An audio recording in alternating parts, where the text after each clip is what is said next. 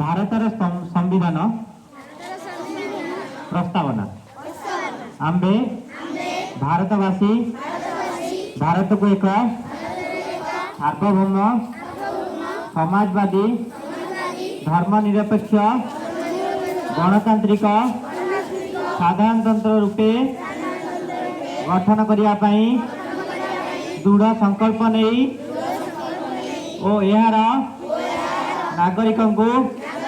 सामाजिक अर्थनैतिक और राजनैतिक न्याय चिंता अभिव्यक्ति प्रत्यय धर्मीय विश्वास एवं उपासनार स्वतंत्रता स्थिति और सुविधा सुजोगर समानतार सुरक्षा प्रदान करने को तथा व्यक्ति मर्यादा एवं राष्ट्र ऐक्य और संहति निश्चित करी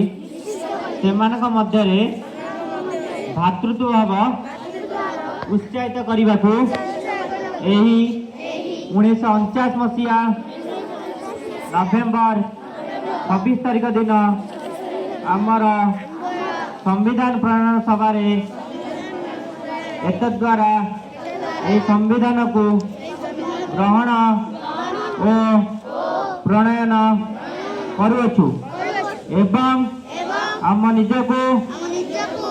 अर्पण करुछु। जय हिंद।